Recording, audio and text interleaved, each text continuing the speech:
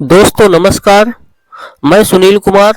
आज की हमारी इस घटना की शुरुआत होती है उत्तर प्रदेश के लखनऊ स्थित एसबीआई बैंक की, जिसमें एक महिला कर्मचारी होती हैं, अनुष्का शर्मा, जो कि लोन डिपार्टमेंट में काम करती हैं। अनुष्का के पति रोहित शर्मा एक कार कंपनी में काम करते हैं। ये घटना है 2 फरवरी 2026 की। अनुष्का के बैंक में एक दिनेश नाम का ग्राहक लोन लेने का आवेदन लेकर आता है।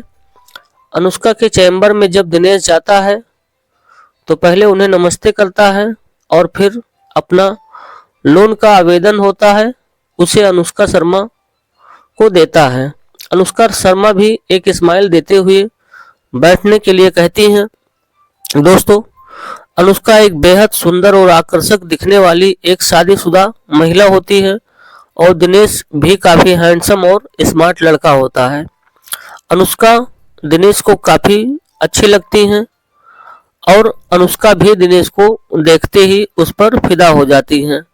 दोस्तों, यही से दोनों लोगों के इश्क का दौर शुरू होता है और फिर अनुष्का दिनेश को घर पर मिलने के लिए बुलाती हैं। दिनेश अनुष्का के घर पर जाता है तो अनुष्का दिनेश के लिए कॉफी बनाती हैं और फिर दिनेश के बगल में सोफा पर बैठकर दिनेश से लोन के विषय में बात करने लगती हैं। दोस्तों, बता दूं कि अनुष्का के पति हफ्तों महीनों घर से बाहर, कंपनी के काम से बाहर रहते हैं, जिसमें अनुष्का को पति सुख नहीं मिल पाता है। दोस्तों, अनुष्का एक अय्याश महिला होती है। अनुष्का दिनेश से कहती है कि मैं लोन अप्रूवल तो कर दूंगी, लेकिन मुझे तुम्हें खुश करना पड़ेगा। दिनेश समझ जाता है तो दिनेश भी हाँ कर देता है। अनुष्का के पति का फोन आता है कि मेरे कपड़े पैक रखना, मुझे महीनों के लिए दूसरे शहर जाना है। यह बात अनुष्का सुनकर खुश हो जाती हैं। फिर अनुष्का दिनेश से कहती हैं कि तुम संडे को मेरे घर पर आ जाना, क्योंकि शनिवार को मेरे पति बाहर चले जाएंगे। इस तरह से दोस्तों, शनिवार की सुबह दिनेश करीब 10 बजे डोरबेल बजाता है। अनुष्का दरवाजा खोलती हैं और फिर दोनों एक दूसरे के साथ गलत रिश्ता बनाते हैं, जब तक कि दोनों का मन नहीं भर जाता। फिर दोनों का जब मन भर जाता है तब दोनों एक दूसरे से अलग होते हैं।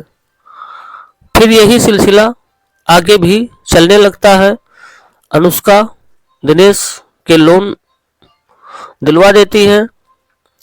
फिर लगभग 2 सप्ताह तक दोनों को जब भी मौका मिलता तो एक दूसरे से रिश्ता बना लेते थे, लेकिन इसी बीच अनुष्का के पति रोहित का 1 माह का जो प्लान होता है वो कैंसिल हो जाता है।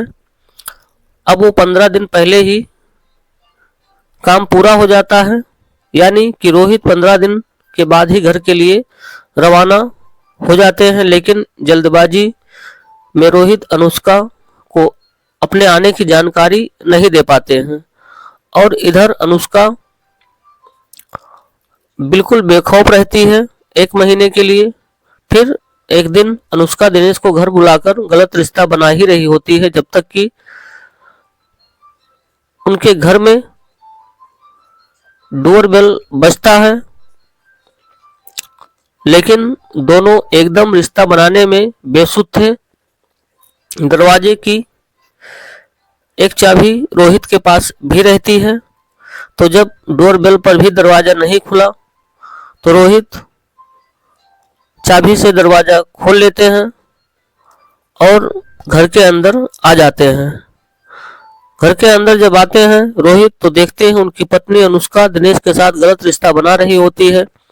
फिर रोहित ये सब देखकर अपना आपा खो देते हैं और तब तक अनुष्का और दिनेश की नजर रोहित पर पड़ती, तब तक रोहित घर में रखे हॉकी से दिनेश के सर पर लगातार वार करता रहता है, जब तक कि दिनेश ऊपर नहीं पहुंच जाता।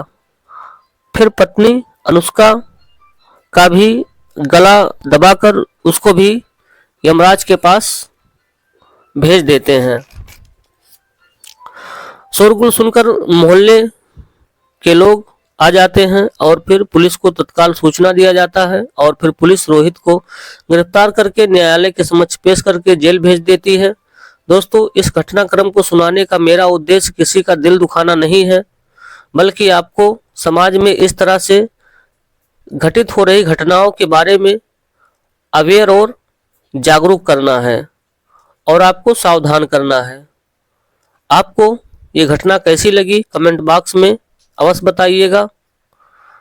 दोस्तों, फिर मिलेंगे इसी तरह की दूसरी घटना के साथ। तब तक के लिए दोस्तों, जय हिंद।